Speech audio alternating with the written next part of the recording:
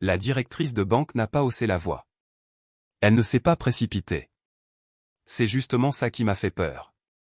Elle a refermé le dossier, a posé les mains dessus, puis m'a regardé comme les médecins juste avant d'annoncer une nouvelle qui vous coupe la vie en deux.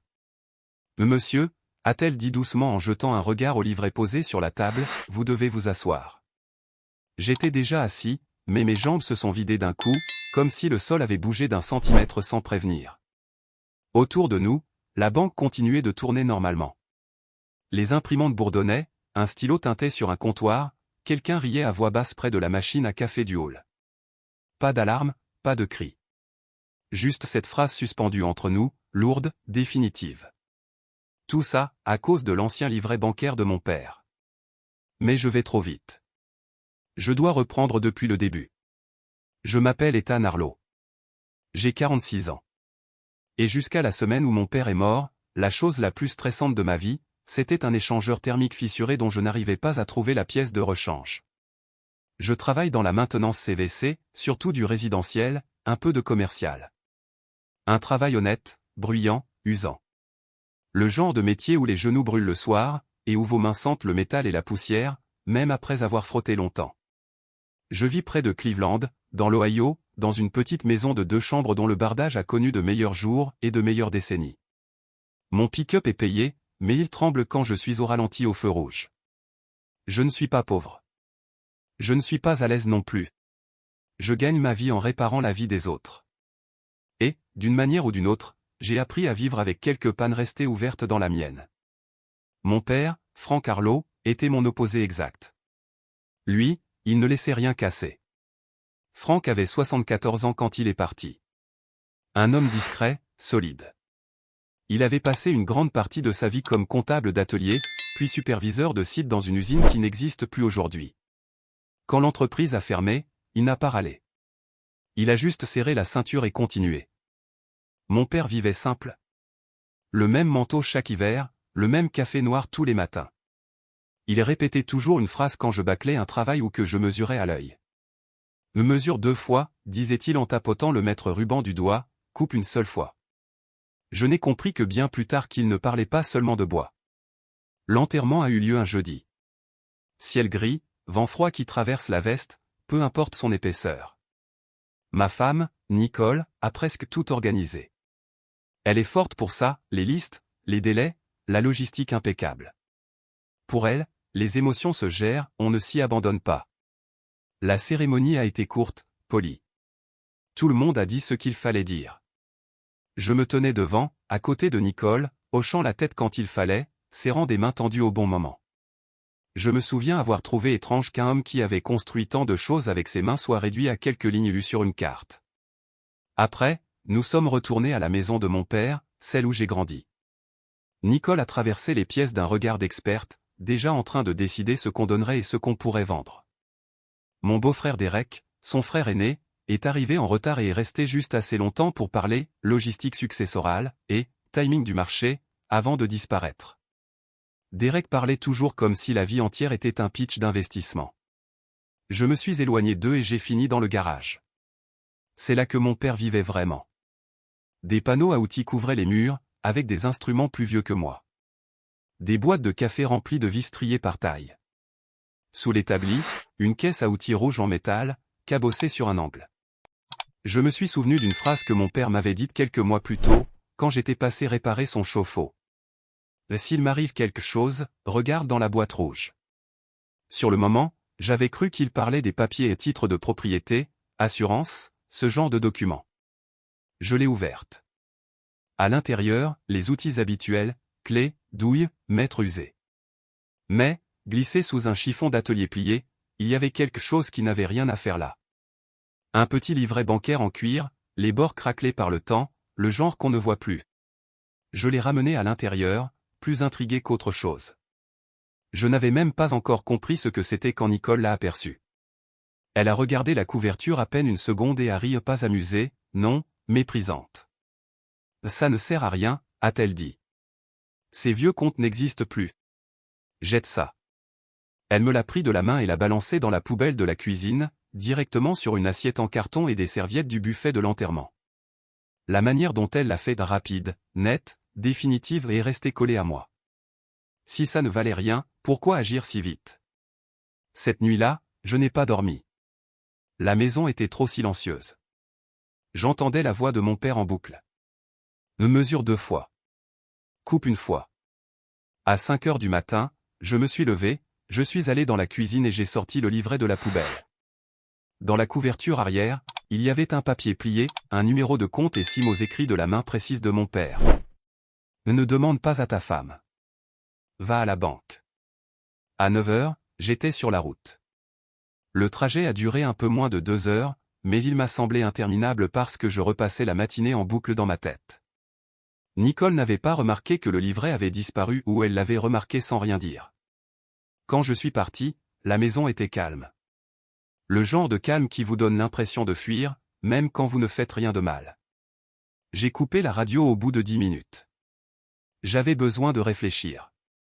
Mon père n'était pas un homme théâtral. Il ne laissait pas d'énigmes. Il ne parlait pas en demi-vérité. S'il écrivait « Ne demande pas à ta femme », ce n'était pas de la paranoïa, c'était une consigne. Et s'il me disait d'aller à la banque, c'est qu'il y avait là-bas quelque chose que je devais voir de mes propres yeux. À mi-chemin, mon téléphone a sonné. Nicole. J'ai laissé sonner 2 fois avant de répondre. « Salut », ai-je dit, en gardant une voix neutre. « Tu es où » demanda-t-elle. Pas accusatrice. Curieuse. Trop calme. Je fais une course. J'ai pris ma matinée. Un silence. Je l'entendais réfléchir. Tu n'as rien pris d'autre à la maison, si? Les affaires de ton père, je veux dire. Juste de vieux manuels. Du garage. Nouveau silence, plus court. D'accord, dit-elle. Je vérifiais. Derek pense qu'on devrait tout garder ensemble, le temps de clarifier la succession. J'ai acquiescé, j'ai raccroché, et j'ai senti cette pression familière me serrer la poitrine, celle qui arrive quand quelque chose d'important n'est pas dit. 9 minutes plus tard, presque à la seconde près, le téléphone encore. Cette fois, Derek. « Ethan », dit-il avec ce ton amical fabriqué qu'on prend quand on veut paraître proche depuis toujours. « Je voulais juste prendre de tes nouvelles. Avec ton père, c'est beaucoup. » Oui. J'ai dit à Nicole que je pouvais gérer la paperasse. Tu n'as pas besoin de porter ça. Compte, bien, banque, ça part vite en vrille. J'ai jeté un œil au livret dans le porte-gobelet. Ça va, ai-je dit. Je règle juste un détail. Derek a lâché un petit rire. Ton père n'avait pas de détail, Ethan. Tu le sais. Vie simple. Le mieux, c'est de laisser couler. Après l'appel, je serrai le volant plus fort que nécessaire. 2 coups de fil, parfaitement espacés, 2 versions d'un même message, n'enquête pas. C'était ma 2e mesure. J'ai continué de rouler. La banque se trouvait dans une petite ville, Millbrook. Le genre d'endroit où le dîner ferme à 14 heures et où tout le monde sait à qui appartient chaque voiture. Le bâtiment était ancien mais propre, façade en briques, portes vitrées qui grincent légèrement quand on les pousse. À l'intérieur, ça sentait le café et le nettoyant moquette. J'ai fait la queue derrière une femme qui déposait des chèques pour une vente de gâteaux. Quand mon tour est venu, j'ai glissé le livret au guichet avec ma pièce d'identité et l'acte de décès de mon père. La jeune guichetière a souri poliment, a tapé le numéro de compte, puis son sourire s'est éteint. Un instant, s'il vous plaît, a-t-elle dit avant de disparaître à l'arrière. 5 minutes. Puis 10. Je me suis senti idiot. Peut-être que Nicole avait raison. Peut-être que tout ça n'était rien, un vieux conte clôturé depuis des années, une chasse aux fantômes nourrie par le deuil et le manque de sommeil. Puis une femme en blazer bleu marine s'est approchée. Autour de 55 ans, mèche grise, regard calme. Je suis Gwen Alvarez, la directrice d'agence. Voulez-vous venir avec moi? Son bureau était petit, silencieux, avec des certificats encadrés au mur et une plante qui avait l'air d'avoir survécu à beaucoup de choses. Elle a refermé la porte doucement, s'est assise en face de moi, le livret posé à plat entre ses mains. Ce compte, dit-elle avec précaution, est signalé. Et signalé comment? Pas à cause de vous, répondit-elle vite. À cause de son historique. Elle a tourné son écran vers moi, ligne de chiffres, date. Puis elle a pris un bloc-notes, a écrit un montant et l'a fait glisser vers moi. Le nombre m'a retourné l'estomac. C'est le solde? Elle a hoché la tête une seule fois. Je suis resté figé. Mon père, qui réutilisait les enveloppes et réparait ses propres chaussures, avait laissé presque 2 millions de dollars. Je ne comprends pas. Il y a autre chose, dit Gwen. En 2016, quelqu'un a tenté d'accéder au compte avec une procuration. Les documents semblaient crédibles au premier regard, mais notre système a détecté des incohérences dans les signatures. Le transfert a été refusé. La tentative a été consignée. Et la personne mentionnée? Ai-je demandé, alors que je connaissais déjà la réponse. Gwen a soutenu mon regard.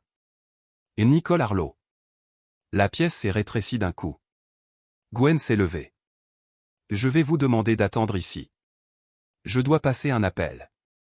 Elle est sortie, a parlé à voix basse, hors de portée. Moi, je fixais mes mains, les fines cicatrices sur mes phalanges, des années de travail, et ce livret que mon père avait caché comme une dernière barrière. Quand elle est revenue, elle ne s'est pas assise tout de suite. Monsieur Arlo, vous devez vous asseoir. C'est là que j'ai réalisé que mes jambes tremblaient. Je ne me souviens pas m'être rassis, mais j'ai dû le faire. L'instant d'après, je sentais le dossier de la chaise contre mes jambes et le ronronnement discret de la climatisation au-dessus de nous. Gwen est restée près de la porte, téléphone en main, comme pour s'assurer qu'elle resterait fermée. Puis elle est revenue à son siège. Je vais être très clair. Cela ne veut pas dire que votre épouse est inculpée. Pas encore. Mais cela signifie que ce compte est désormais considéré comme une preuve potentielle. Une preuve de quoi? Elle n'a pas répondu tout de suite. Elle a ouvert un tiroir, sorti une chemise fine, impression, horodatage, scan, note brève et nette. L'exploitation financière des personnes âgées, dit-elle enfin. C'est l'une des fraudes qui progressent le plus vite, et dans la plupart des cas, ça implique la famille.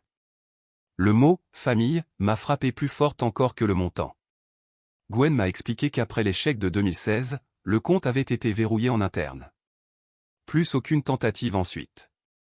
Celui qui avait essayé une fois n'avait jamais recommencé. Mais l'alerte, elle, était restée en veille. Votre père a construit ça délibérément, dit-elle en tapotant le livret. La couverture le fait paraître très ancien, mais le compte a été ouvert en 2011. Ce décalage montre qu'il voulait le dissimuler. Dissimuler à qui? Ai-je demandé, même si je savais déjà. Elle m'a poussé un autre document. Avant d'aller plus loin, quelqu'un doit vous parler.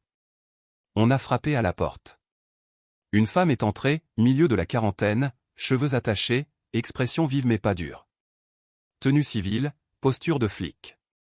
Détective Maria Banton, division des crimes financiers. Je lui ai serré la main par réflexe. Nous ne sommes pas là pour accuser à l'aveugle, dit-elle en s'asseyant. Nous sommes là pour comprendre. Le nom de votre père est ressorti lors d'une revue après le nouveau signalement d'hier. Un nouveau signalement? Oui. Parce que vous êtes venu avec le livret. Banton posait des questions comme les pros, calme, précision, patience. Qui gérait les finances de mon père depuis 10 ans? Qui avait accès à son courrier, ses mots de passe, son chéquier? Et pendant qu'elle parlait, des souvenirs que je n'avais jamais reliés ont commencé à s'aligner. Nicole qui insistait pour s'occuper des factures quand la vue de mon père a baissé. Nicole qui répondait à son téléphone quand je l'appelais. Nicole qui m'expliquait qu'il devenait confus, qu'il mélangeait les dates, qu'il oubliait les conversations. Je l'avais cru. Pourquoi je ne l'aurais pas cru? Votre père vous a-t-il déjà parlé de pression? Demanda Banton. J'ai hésité. Puis j'ai revu son regard dans le garage, des mois plus tôt, pas faible, pas perdu. Juste prudent. Il m'a dit de vérifier la boîte rouge. Et de ne pas demander à ma femme. Banton n'a pas surréagi. Elle a juste hoché la tête, comme si elle connaissait déjà ce genre d'histoire. Voilà ce qui va se passer. On ouvre une enquête. Et vous ne confrontez personne, ni votre femme, ni son frère. S'ils savent ce qu'on examine, ils détruiront les preuves. Vous me demandez de faire comme si tout était normal? Oui. Pour l'instant. Quand je suis sorti de la banque, le monde paraissait faux, plus lumineux, plus bruyant, comme si quelqu'un avait forcé le contraste. Je suis resté 10 minutes dans mon camion avant de démarrer. Le soir, Nicole a fait comme si de rien n'était. Elle m'a demandé ce que je voulais dîner, s'est plainte du trafic, a dit que Derek avait une super idée pour vendre l'ancien matériel de mon père. Je regardais ses mains pendant qu'elle parlait, stables, sûres, les mains de quelqu'un qui croit encore à sa propre version. Les jours suivants, les appels ont continué. Derek prenait des nouvelles. Nicole posait de petites questions ciblées. Où j'étais allé? Pourquoi j'étais en retard? La banque avait été longue? Je répondais court. Sans détail. La nuit, je me suis mis à tout noter, date, heure, mots exacts. Je ne me l'expliquais pas. Je le faisais. Peut-être parce que mon père aurait mesuré 2 fois. Une semaine plus tard, Banton m'a appelé. On a retracé certains transferts. Ils ne sortent pas directement des comptes de votre père. Ils transitent d'abord par une société écran. Mon ventre s'est noué. Au nom de qui? Votre beau-frère. Derek Vaughan. Je me suis assis au bord du lit, les yeux sur le mur. Il y a autre chose, ajouta Banton. Vous devez rencontrer un avocat de confiance de votre père. Harold Klein. Il garde quelque chose pour vous. Quel genre de chose? Le genre qui explique pourquoi votre père a attendu si longtemps. Quand j'ai raccroché, Nicole est entrée dans la chambre. Ça va? Tu es bizarre ces derniers temps. J'ai forcé un sourire. Juste fatigué. Elle a acquiescé, mais son regard est resté sur moi une seconde de trop. Cette nuit-là, allongé à côté d'elle, j'ai compris ce qui me terrifiait encore plus que l'argent ou l'enquête. Mon père n'avait pas seulement caché un compte. Il s'était préparé à ça. Le bureau d'Harold Klein ressemblait exactement à ce qu'on imagine d'un avocat de 76 ans. Étagère en bois sombre qui ployait sous les classeurs, diplôme jauni un peu de travers, odeur de papier, de cuir, et de café réchauffé trop de fois. Harold s'est levé lentement quand je suis entré à grand, voûté, gestes économes de quelqu'un qui a appris la patience à la dure. Ethan Arlo. Je suis désolé pour votre père. Merci. Sa poignée de main était ferme, rassurante. On s'est assis face à face derrière un bureau massif qui avait sûrement survécu à plus d'un mariage et plus d'une carrière. Il m'a observé un moment, comme s'il prenait une mesure invisible. Frank m'avait dit que ce jour pourrait arriver. Il ignorait juste quand. Il a sorti une grosse chemise Kraft et l'a posée sur la table. Le poids était doux, mais impossible à ignorer.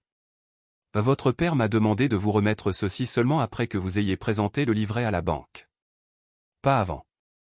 Pas si vous trouviez le livret puis laissiez tomber. Seulement si vous alliez au bout. J'ai ouvert lentement. À l'intérieur, copie de documents, relevés, notes manuscrites, comparatifs de signatures côte à côte. À gauche, la vraie signature de mon père, pression irrégulière, léger tremblement. À droite, la fausse, trop propre, trop régulière. Et il l'a remarqué tout de suite, dit Harold. Les notes étaient méticuleuses, date, montant, numéro de compte. Chaque opération douteuse entourée en rouge, suivie d'un commentaire bref écrit en lettres droites. Le virement non autorisé. Les signatures incohérentes. Une confrontation, niée. Et il est venu me voir en 2017, poursuivit Harold. Il pensait que sa belle-fille détournait de l'argent. Il avait des preuves, mais plus d'autorité. Elle détenait alors la procuration. Une boule s'est formée dans ma poitrine. Pourquoi n'est-il pas allé à la police? Il a essayé de manière informelle. Mais on l'avait déjà classé, confus. Une fois que ce récit colle, il est difficile à décoller, surtout quand la personne qui contrôle vos soins est celle qui raconte l'histoire. Tout au fond, il y avait une déclaration sous serment notarial datée de 2 ans plus tôt. J'ai reconnu instantanément l'écriture de mon père. Je suis saint d'esprit. Je sais exactement ce que je fais. Je suis victime d'exploitation financière par un membre de ma famille. Je documente ceci pour que la vérité survive au mensonge. Ma vue s'est brouillée.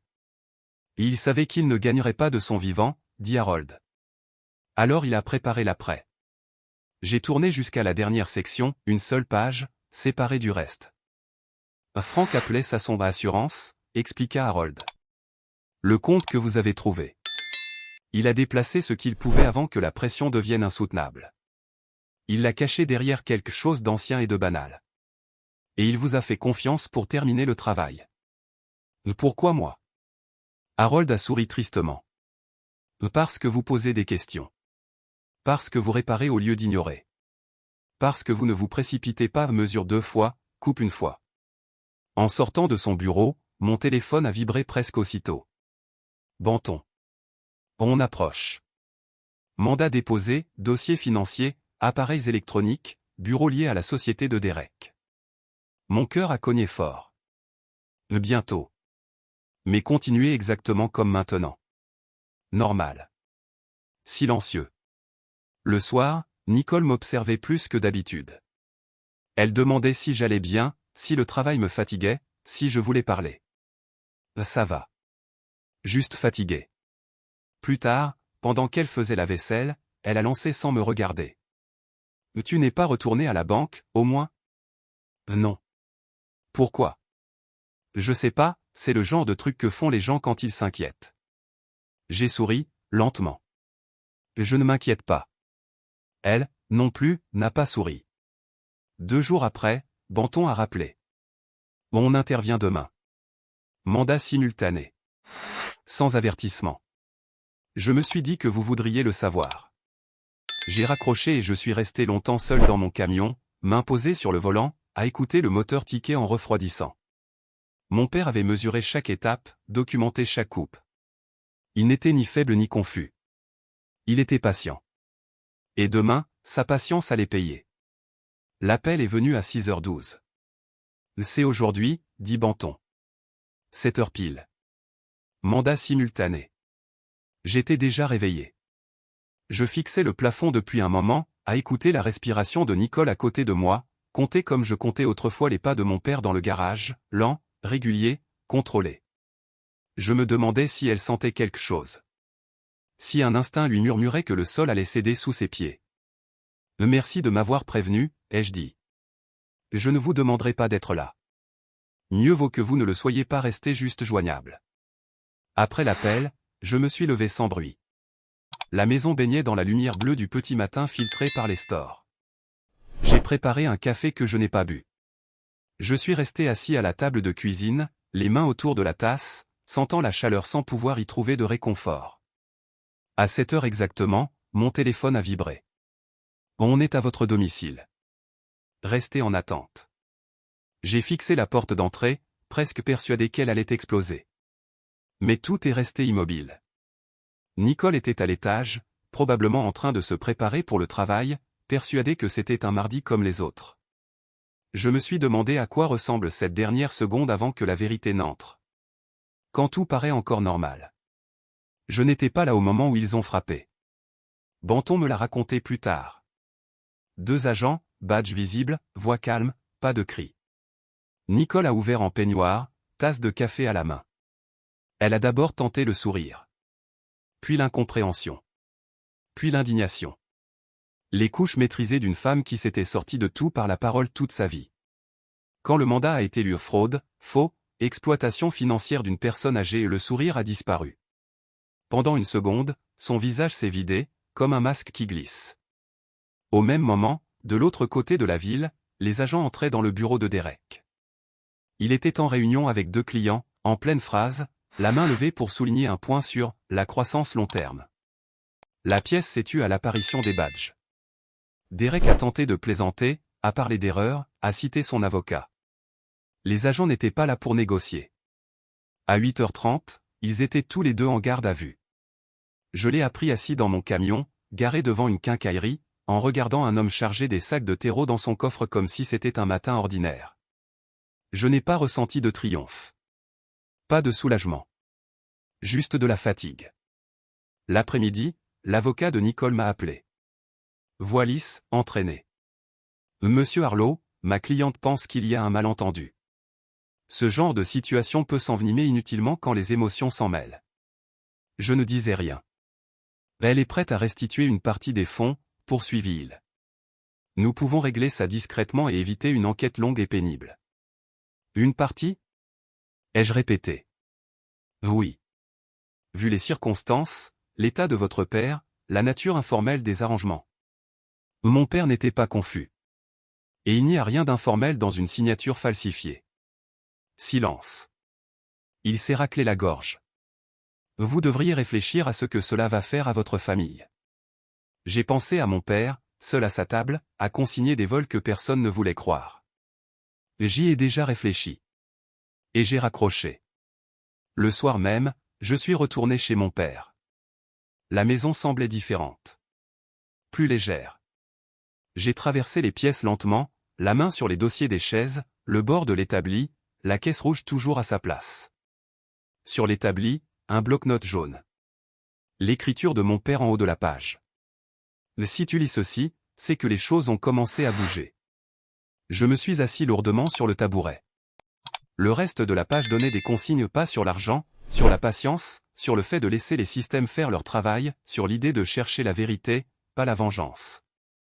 La justice n'est pas bruyante, avait-il écrit. Elle est minutieuse. 2 jours plus tard, Banton a rappelé. Ils parlent. Séparément. Ils se rejettent la faute. En général, c'est bon signe. Et maintenant? Maintenant, on construit le dossier. À mesure que l'enquête s'élargissait, des détails remontaient qui me soulevaient le cœur. Virement passé par la société écran de Derek, déguisé en honoraire de conseil. Email entre lui et Nicole discutant du bon moment et de ce dont Franck se souvient. Un schéma qui s'étirait sur presque 10 ans. Ce n'était pas une panique. C'était un plan. Quand j'ai revu Nicole, c'était derrière une vitre au centre de détention. Elle paraissait plus petite, épuisée, en colère.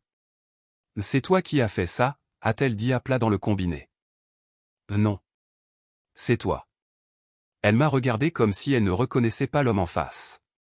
Peut-être que c'était vrai. La version de moi qui se taisait et lui faisait confiance avait disparu. En sortant, j'ai compris autre chose.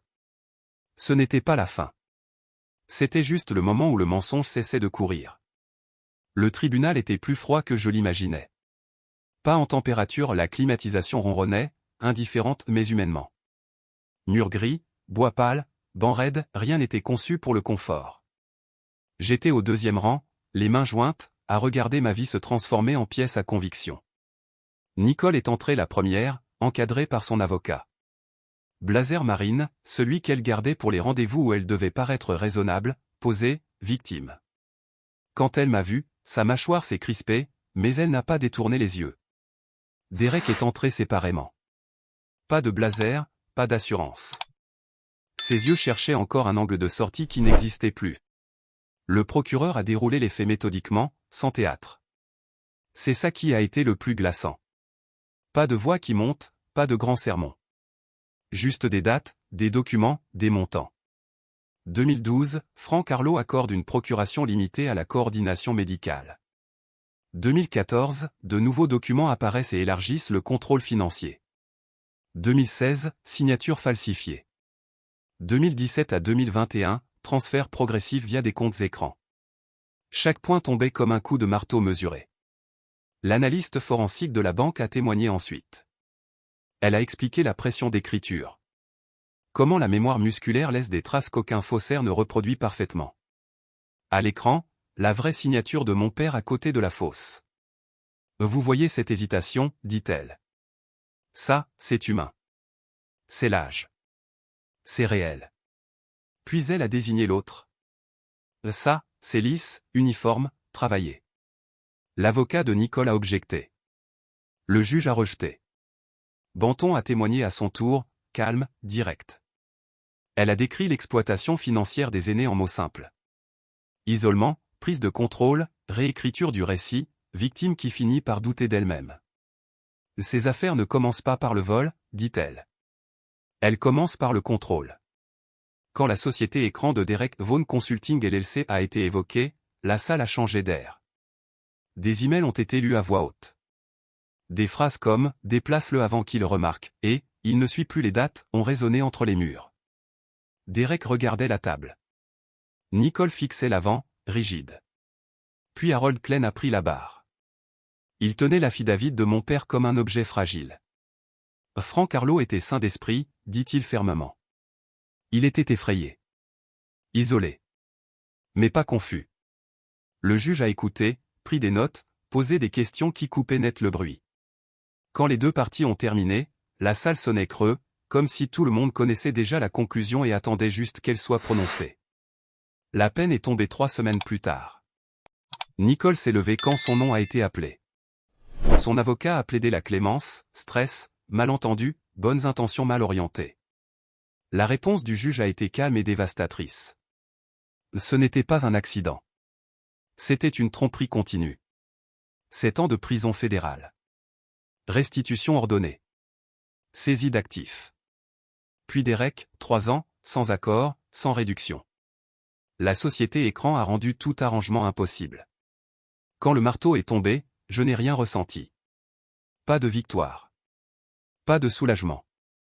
Juste une finalité étrange comme une porte qui se ferme doucement derrière moi. À la sortie du tribunal, Banton m'a rejoint près des marches. Votre père serait fier. J'aurais préféré qu'il n'ait jamais eu à l'être, ai-je répondu. Une semaine plus tard, Harold m'a appelé. Et il y a encore une chose. Frank m'a demandé de vous la remettre une fois tout réglé. Je l'ai rejoint à son bureau. Même table, même odeur de vieux papier. Il m'a tendu une enveloppe scellée. Mon nom dessus, écrit de la main soignée de mon père. Je ne l'ai pas ouverte tout de suite. Harold a attendu, en silence. Quand je l'ai enfin fait, la feuille à l'intérieur était fine, pliée une fois. Ethan, si tu lis ceci, alors la vérité a fait ce qu'elle fait toujours, elle a attendu. Je suis désolé de ne pas avoir pu arrêter cela de mon vivant, mais je savais que tu terminerais. Ne laisse pas cette histoire te durcir. Utilise ce qu'il reste pour bâtir quelque chose d'honnête. Mesure 2 fois. Coupe une fois. J'ai replié la lettre et je l'ai gardée contre ma poitrine plus longtemps que je ne l'aurais cru. Ce soir-là, assis seul dans mon camion devant ma maison, j'ai compris quelque chose d'essentiel. La justice avait été rendue, mais la guérison restait ma responsabilité. 6 mois après les condamnations, ma vie paraissait calme de l'extérieur. Plus d'audience. Plus d'appels de détectives. Plus de messages prudents d'avocats sur mon répondeur. Le silence que tout le monde croit vouloir. Mais quand on l'a payé cher, le silence n'est jamais vide. L'argent a mis du temps à se stabiliser. Compte à démêler, actifs à liquider, restitution à calculer puis transférer. J'ai laissé Harold gérer l'essentiel. Je lui faisais confiance. Mon père lui faisait confiance.